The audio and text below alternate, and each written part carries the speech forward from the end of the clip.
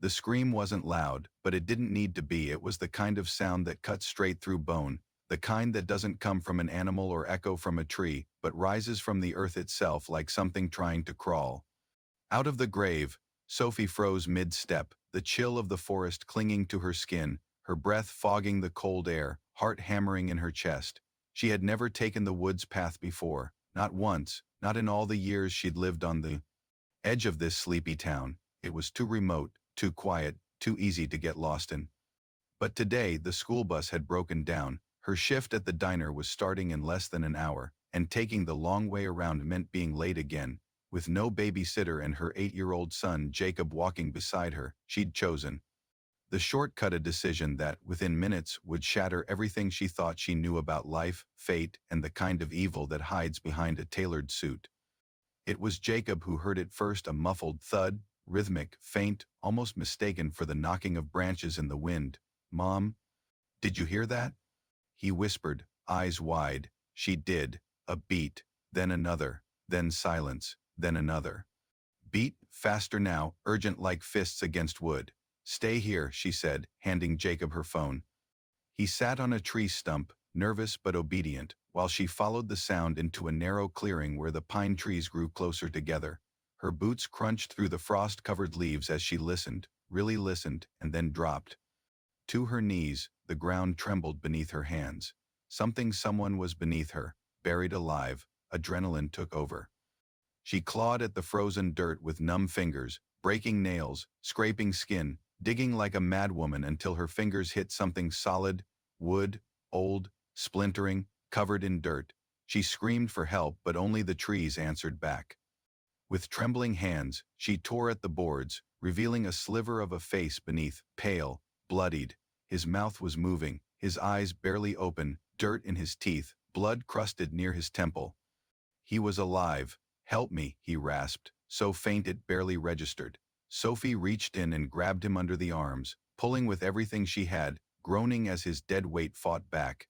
Minutes passed like hours, but eventually he was out, gasping, trembling, barely conscious, his body racked with shock. She tore off her jacket and wrapped it around him, checked his pulse, felt the slow but steady beat of survival. "Who did this to you?" she asked, holding his freezing hand in hers. His lips moved, dry and cracked. "They buried me." "For knowing too much," he whispered. Sophie's blood ran cold. "Who are you?" she asked, unsure if he'd even stay conscious long enough to answer. He blinked slowly. "Caleb. Caleb Hartwell." And with that name, everything tilted. She had heard it before everyone had. Caleb Hartwell, the billionaire tech mogul who vanished 3 weeks ago. The man whose name was on every headline, every broadcast, every radio segment. The story was everywhere. Caleb had gone missing after allegedly stealing millions from his own company, running from the law, disappearing like smoke. But this wasn't a man on the run. This was a man who had been hunted. Sophie sat there beside him, her breath catching in her throat as she realized the impossible. The man lying half dead at her feet wasn't some criminal mastermind hiding in the woods. He was a victim, and someone powerful, someone ruthless had tried to bury him alive. Her phone was back with Jacob. She had no signal anyway. "We have to move," she whispered. "They might still be out here." Caleb nodded weakly. She helped him to his feet, wrapping one arm over her shoulder, staggering through the woods with a strength she didn't know she still had. Jacob's eyes widened when he saw them emerge, his mother filthy, hands bleeding, dragging a half-dead stranger through the trees. "Help me," she said to her son, not bothering to explain. They made it home, a small rented house on the edge of town, the kind with peeling wallpaper and a heater that only worked if you kicked it twice. Sophie laid Caleb on the old couch, gave him water, covered him in blankets, and tried not to panic. Who would do this to a man like him? Why bury him instead of killing him outright? And most of all, what had he meant by "they buried me for knowing too much"? As Caleb drifted into a fevered sleep, Sophie watched from the window, her hands still trembling. The woods were quiet again, too quiet, but she wasn't just afraid anymore. She was part of something now, something terrifying, something true, and it had all started with a whisper beneath the pines. Sophie stared at the man asleep on her couch, half buried in blankets, his lips moving slightly as if still reliving the nightmare he had narrowly escaped. Caleb Hartwell. The name echoed in her mind like a warning bell. She'd seen it 100 times on the news, in articles, on missing persons bulletins that painted him as a billionaire con artist who'd vanished after allegedly siphoning millions from his own company. She remembered the anchors calling him a modern-day Icarus, and the tech world's fallen golden boy, and she remembered thinking how strange it was that someone so powerful could simply disappear. But now he was here, in her home, filthy, shaking, eyes filled with something no millionaire should carry: fear. Real, bone-deep fear. She sat at the kitchen table, the morning sun slipping through the blinds, a lukewarm cup of coffee in her hand, trying to make sense of it all. How does a man like that end up buried alive in the woods? And why her? Why now? Caleb stirred again, groaning, then sat up slowly, wincing from the effort. Where am I? He croaked. Safe, she said, softly, watching him closely, for now. He looked around, confused, until recognition flickered in his swollen eyes. You pulled me out. Sophie nodded. You were buried in a box in the middle of the woods. What the hell happened to you? He hesitated, his fingers twitching, as if trying to decide whether to reach for the truth or keep it buried like he had been. Then, slowly, he began to speak. They tried to kill me, he said, voice hoarse. They made it look like I vanished, like I ran with the money, but I didn't. I was set up. Who? She asked. Who would bury you alive?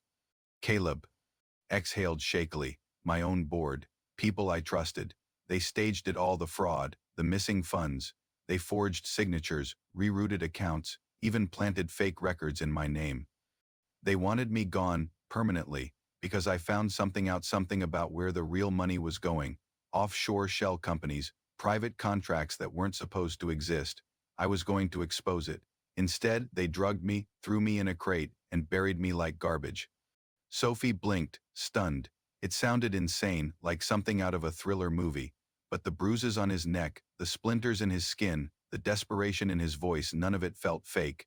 So why haven't you gone to the police? She asked. He let out a bitter laugh. You think I didn't try? They've got people everywhere. Lawyers, private investigators, even media contacts. I'm the villain now. If I show my face, I'm arrested or worse. I don't just need to survive, Sophie. I need to prove what really happened. She leaned back in her chair, stunned by the weight of it all. She was just a waitress, a single mom trying to survive paycheck to paycheck. She had no business being part of something this dangerous, and yet, she'd already made a choice the second she pulled him out of the earth. Her fingerprints were on the box. Her name would be on any trail they followed. Whoever they were, they'd be looking. Is anyone else out there who knows you're alive? She asked. He shook his head. Only you, and now. That puts you in danger too. She stood up, grabbed a glass of water, handed it to him. Then tell me what we do next. Caleb looked up, surprised. You believe me? I saw you. Buried, Caleb, she replied. That's not something you fake. He nodded slowly. There's a drive hidden in my cabin, upstate. It has the original files, emails, bank records, video calls, proof. I hid it the day before they came for me, if I can get it. Maybe I can expose them before they find me again. Sophie hesitated. Her gut told her this was dangerous, maybe even suicidal. But something else stirred in her chest, that quiet ache she'd felt ever since her husband died. The feeling of watching powerful people get away with things while people like her just survived. Then we go get it, she said quietly. Tomorrow. First light. Caleb looked at her like she was the first person to see him in weeks, maybe months. Thank you, he whispered. You didn't have to help me. Sophie gave a tired smile. No one helped me when my world fell apart. I know what it's like to scream and have no one hear you. A silence fell between them, heavy but human. In another room, Jacob stirred, still unaware that his mother had just stepped into a story bigger than anything she'd ever imagined. Outside, a car drove slowly past the house, its engine humming low. Sophie moved to the window, peered out. A black SUV tinted windows, not from around here. Her pulse quickened. She pulled the curtain shut. They're looking already, she said. Caleb's eyes narrowed. Then we better move fast. And just like that, Sophie realized. Saving him from the earth was just the beginning. Now she had to save him from The people who'd tried to put him there, and maybe just maybe save herself in the process. The days that followed were quiet, but not peaceful, the kind of quiet that presses against your skin and whispers that something is coming. Sophie moved through her routine like she was balancing on glass, each step too loud in a world suddenly too still. Caleb remained hidden in her backyard shed, barely strong enough to stand but insistent on staying out of sight. She brought him food at night, patched his wounds, charged a burner phone he used only once to text a number he wouldn't explain, and still he winced at every knock, every creak, every passing engine. The black SUV returned 2 more times, circling her cul-de-sac like a wolf sniffing its prey. Once it slowed in front of her house and lingered long enough for her to catch the first few digits of the license plate before it rolled away. The next morning, her phone glitched, not the usual slow service or dying battery. This was different. Calls dropped, apps closed on their own, and then there was the man in the diner. She'd never seen him before, dressed too sharply for this town, sipping black coffee in a corner booth and staring a second too long when she refilled his cup. "Everything all right?" he asked with a smile too smooth to trust. "Just tired," she lied. Later, her boss pulled her aside, lowering his voice. "You okay, Soph? That guy wasn't asking about the specials. He asked your schedule." Her stomach turned. When she got home, she found her shed door slightly ajar, just an inch, but Caleb's eyes were wild. "Someone's been here," he said. "I heard them." That night, she didn't sleep. She sat by the window with a kitchen knife and the cordless phone, watching headlights move like predators through the dark. By morning, she made her decision. "We can't wait anymore," she told him. "You said the drive is at your cabin. We get it. We go." Caleb hesitated. Cash from her emergency envelope and snacks for Jacob, who thought they were going on a spontaneous camping trip. She didn't tell him the truth. Not yet. Not until she knew what she was really running into. They left after sunset, an old blanket covering Caleb in the back seat, Sophie driving with her hands clamped to the wheel and her heart rattling like a loose screw. The road north was long and empty, trees swallowing both sides of the highway, like a tunnel with no end. At one point, headlights appeared behind them, too close, too steady, and Sophie veered into a gas station to see if they'd follow. They didn't. The car sped past, but it left a mark on her nerves that wouldn't fade. Caleb gave directions softly, like a man who hadn't spoken in years, and eventually the road turned to gravel, then dirt, then nothing but forest. The cabin was real, tucked into a hill, surrounded by trees older than memory, and quiet in that eerie, untouched way that makes your skin itch. Sophie parked the car behind it and helped Caleb inside, Jacob already asleep in the back seat. The place was dusty but intact. A fireplace, old furniture, cabinets full of expired food. Caleb moved with new urgency. "Behind the bookshelf," he whispered. Sophie helped him shift the heavy wood, revealing a small safe bolted into the floorboards. He keyed in a code wrong, tried again, click. Inside, a flash drive, just one. Small, ordinary, the kind of object you could lose in a drawer and forget about forever. But this one, Caleb said, could burn entire corporations to the ground. Emails, audio calls, wire transfers, and a video. "A confession," he said, holding it like a live wire. "If I die, this needs to go to the press, not the police." The press. Sophie reached for it, then froze. A noise, tires, gravel crunching outside. She ducked. Caleb slid to the floor, panting. A shadow passed by the window. Not one, two, then three. Sophie reached into her bag and pulled out the small pistol her late husband had left behind, a weapon she swore she'd never use, until now. The knock came, soft at first, then harder. "Sophie," a voice called out. Smooth, calm, male. "We know he's in there. Let's not make this messy." Her fingers tightened around the handle. Caleb looked at her. "They won't leave," he whispered, "unless you give them something else to carry back." She didn't wait. She crept to the door and cracked. It opened just enough to see the man's face. Suit, gloves, no badge, no kindness. "You need to leave," she said, loud enough to be heard. He smiled. "That's not how this ends." She raised the gun. Her hands shook. Her breath trembled. But inside, something had shifted. She wasn't just protecting Caleb anymore. She was part of this now. Whatever storm was coming, she'd already stepped into it, and there was no going back. The snow had started falling just before dawn, soft and silent, covering the world in a layer of white that made everything look peaceful, but Sophie knew better. Inside the cabin, the tension had thickened like fog. Caleb sat hunched near the fireplace, clutching the flash drive like it was the only thing keeping him alive, while Sophie paced the room in silence, the pistol still warm in her hand from the confrontation hours earlier. Jacob slept soundly on the couch, wrapped in blankets, his small chest rising and falling in perfect rhythm, unaware that men with guns had stood just feet from his sleeping body. Sophie's jaw tightened as she stared out the frosted window. She knew they weren't gone. Not really. Wolves didn't walk away from prey, they circled back. She could feel it. Caleb confirmed it when he returned from the back room. There's motion in the trees. They're watching us, waiting for the right moment. Sophie looked at him, pale, exhausted, but more focused than ever. Then let's not give them one, she said.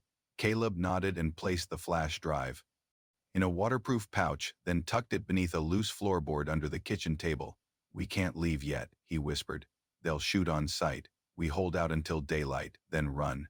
But if they get inside... His voice trailed off. Sophie looked at the gun in her hand. She had never fired a weapon, never even wanted to. Her late husband Daniel had kept it locked away for emergencies. But this was the kind of emergency no one plans for. A deep rumble echoed from the back of the cabin, an engine low and slow. Headlights flickered through the trees, bouncing against the snow like ghosts. Sophie turned off the lights. They're here. Caleb moved fast despite the pain. He dragged the couch in front of the window, shielding Jacob, while Sophie crept toward the front door, every creak of the wooden floor making her flinch. Then came the knock, 3 sharp raps. Sophie, the same voice from before. Calm, professional, evil. This doesn't have to end badly. Give us the drive. We'll walk away. We don't want the boy hurt. Her heart skipped. She looked at Jacob, still asleep. A trembling breath escaped her lips. And if I say no? She called back. Silence. Then the door handle turned. Sophie raised the pistol, finger on the trigger, her entire body shaking. You open that door, I swear.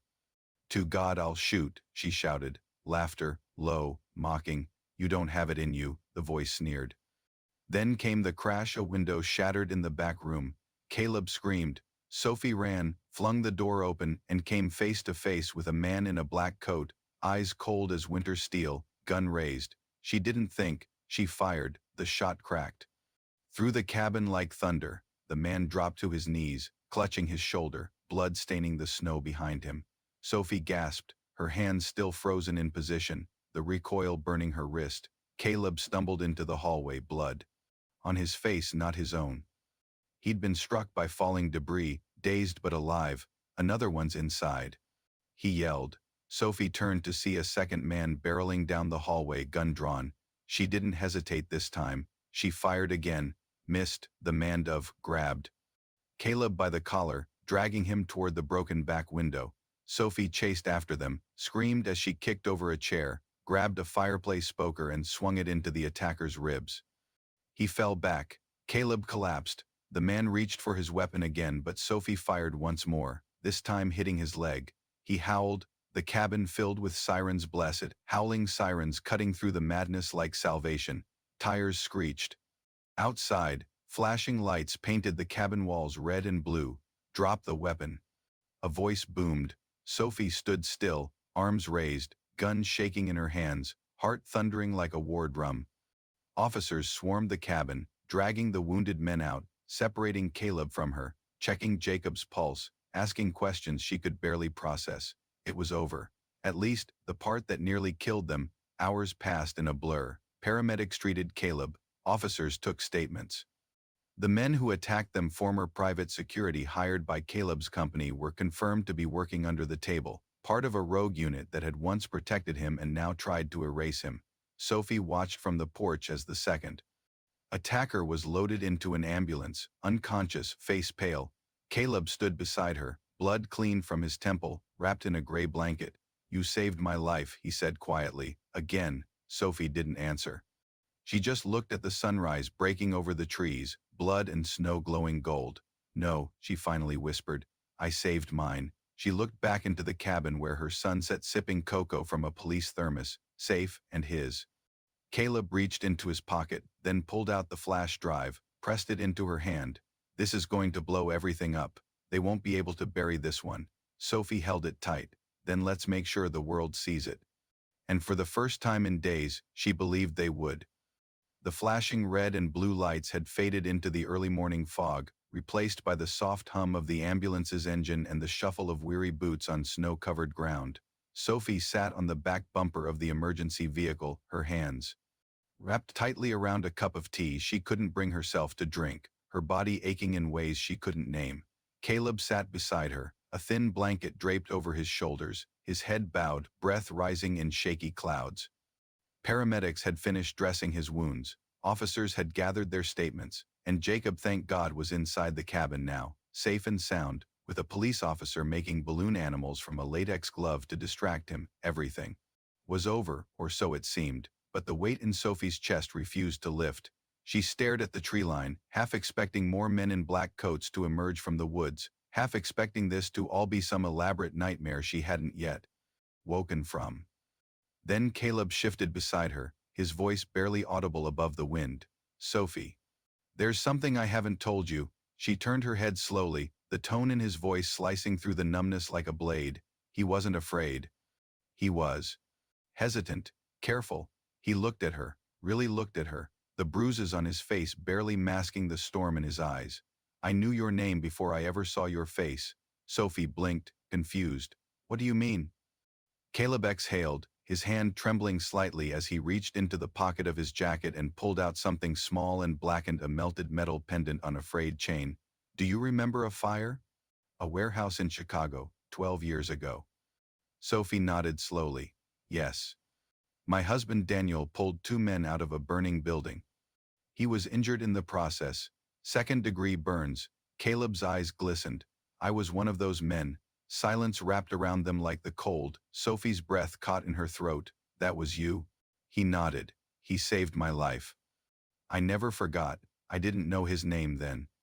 Not until years later, when I was already successful, and I looked him up. I wanted to thank him properly. That's when I found out he'd passed. Car accident, left behind a wife and a baby boy. Sophie swallowed hard. Her fingers tightened around the cup. That was. Jacob was only 2, Caleb continued, his voice raw. I couldn't stop thinking about it, about the man who gave me a second chance at life and never asked for anything in return. I found your address, quiet town. You were working double shifts at a diner just to make ends meet. So I paid off your mortgage anonymously, transferred funds through an intermediary. I told myself it was a debt I could never repay, but at least it was something. Sophie stared at him, stunned. That was you. I always thought it was some mistake at the bank. I thought they'd come for it one day. Caleb shook his head. No mistake, just a promise kept. I watched from afar, not in a creepy way, I swear. I just wanted to be sure you were okay. And then, when things got bad for me, when they tried to erase me, the only place I felt safe thinking of was here, this town, this stretch of woods. I didn't even plan it, but fate. Fate brought me to you. Sophie felt tears rising. Before she could stop them, it was too much, the weight of the last few days, the truth of what this man had meant to her life. Long before she pulled him from the ground, it crashed over her like a wave she couldn't fight. You saved me, she whispered. And then I saved you. Caleb nodded. Daniel would have done the same. You did do the same. For a long moment, they sat in silence, connected not by circumstance, but by legacy. 2 lives once brushed by a fire, now forged in one. Sophie finally took a sip of the tea, the heat grounding her. What will you do now? Once the story breaks, once the world knows what they did. Caleb looked toward the horizon. Testify, expose them, make sure no one else ends up buried. Like I was, and then, maybe I'll disappear for real, start over, somewhere quiet, somewhere honest. Sophie smiled faintly. You could stay for a while, we've got space, the shed's been through worse. Caleb laughed, a real laugh, soft and unsure but genuine, and for the first time, the lines on his face seemed to soften. The storm had passed, not completely, not forever, but enough to breathe, enough to hope. Inside, Jacob called out, and Sophie stood, glancing once more at Caleb before heading in. He watched her go, watched the door close behind her, and leaned back against the ambulance, the pendant still in his hand, warmed by the heat of the past and the strange, impossible beauty of full-circle redemption, for the first time in weeks. He felt alive, not just above ground, not just breathing, but truly alive, and all because of a woman who walked through the woods at the exact moment fate called her name.